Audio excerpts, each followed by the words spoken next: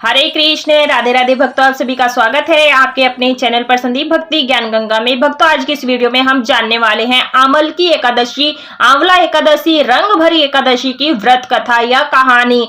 जो भक्त एकादशी का व्रत रखते हैं उन्हें तो कथा अनिवार्य रूप से सुनना चाहिए, पढ़ना चाहिए, और जो लोग सिर्फ पूजन ही करते हैं उन्हें भी कथा हुंकारा भरते हुए सुनना चाहिए।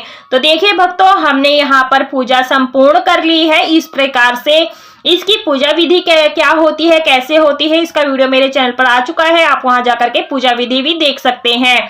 तो देखिए, जैसे भी हम कथा सुनते हैं या पढ़ते हैं तो उसके लिए हमें एक लोटा जल भर के रखना होता है, क्योंकि कभी भी खाली हाथ कथा नहीं सुनी जाती है। तो जल ले लें, साथ में आप अपने हाथ में थोड़े से तिल ले लें, क्योंकि एकादशी है, एकादशी में चावल नहीं ले जाते, यूज नहीं किए जाते हैं।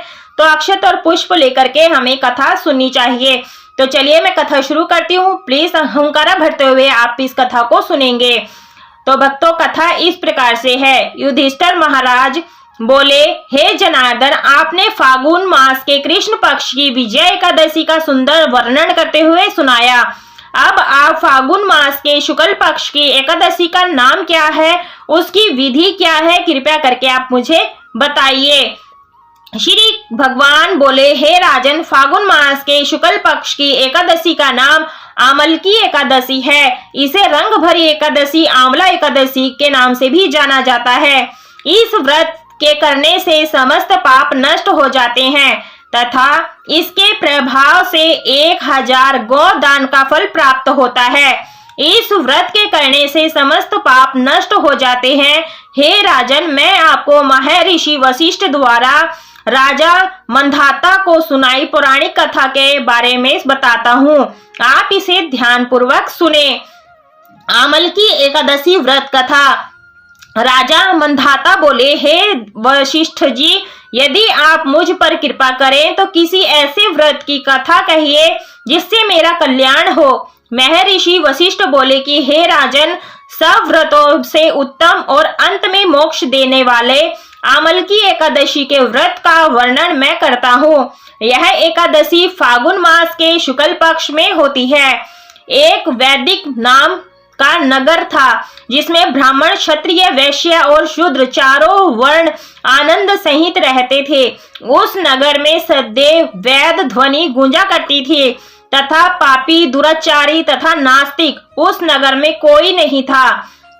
उस नगर में चैत्ररथ नाम का चंद्रवंशी राजा राज्य करता था। वह अत्यंत विद्वान तथा धर्मी था।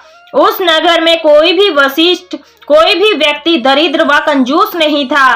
सभी नगरवासी विष्णु भक्त थे और अबाल वृद्ध स्त्री पुरुष एकादशी का व्रत किया करते थे।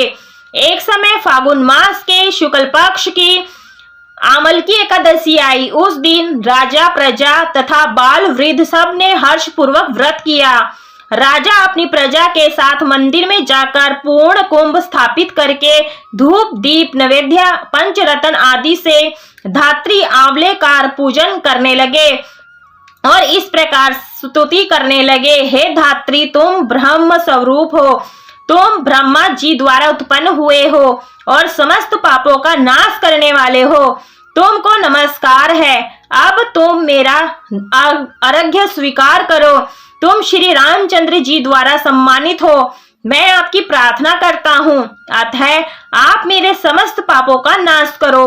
उस मंदिर में सब ने रात्रि को जागरण किया। रात के समय वहां एक बहेलिया आया जो अत्यंत पापी और दुराचारी था। वह अपने कुटुंब का पालन जीव हत्या करके किया करता था। भूख और प्यास से अत्यंत व्याकुल वह बहेलिया इस जागरण को देखने के लिए मंदिर के एक कोने में बैठ गया और विष्णु भगवान तथा एकादशी महात्म्य की कथा सुनने लगा। इस प्रकार अन्य मनुष्यों की भांति उसने भी सारी रात जाग कर बिता दी। प्रातःकाल होते ही सब लोग अपने घर चले गए तो बहेलिया भी अपने घर चला गया। उस घर जाकर उसने भोजन किया। कुछ समय बीतने के पश्चात उस बहेलिया की मृत्यु हो गई, मगर उस आमल की एकादशी की व्रत कथा तथा जागरण से उसने इस राजा विदुरथ के घर जन्म लिया और उसका नाम वसुरथ रखा गया। युवा होने पर वह चतुरंगिनी सेना के सहित तथा धन धान्य से युक्त होकर 10,000 ग्रामों का पालन करने लगा। वह तेज में सूर्य के समान, कांति में चंद्रमा के समान, वीरता में भगवान विष्णु के समान तथा क्षमा में पृथ्वी के समान था। वह अत्यंत धार्मिक, सत्यवादी, कर्मवीर और वैष्णव भक्त था। वह प्रजा का सम्मान भाव से पालन करता था। दान देना उसका नित्य कर्म था। एक दिन राजा शिकार खेलने गया। देवयोग से वह मार्ग भूल गया और दिशा ज्ञान न रहने के कारण उसी वन में एक वृक्ष के नीचे सो गया। थोड़ी देर बाद पहाड़ी मलेच्छ वहां आ गया और राजा को अकेला देखकर मारो मारो शब्द कहते हुए राजा की ओर दौड़े। मलेच्छ कहने लगे कि इसी दुष्ट राजा ने हमारे माता पिता, पुत्र, पौत्र आदि अनेक संबंधियों को मारा था तथा देश से निकाला दिया, अतः इसको अवश्य मारना चाहिए। ऐसा कहकर वे मलेच्छ उस राजा को मारने दौड़े और अनेक प्रकार के अस्त्र शस्त्र उसके ऊपर फेंके। वे सब अस्त्र शस्त्र राजा के शरीर पर गिरते ही नष्ट हो जाते और उनका वार पुष्प के समान प्रतीत होता।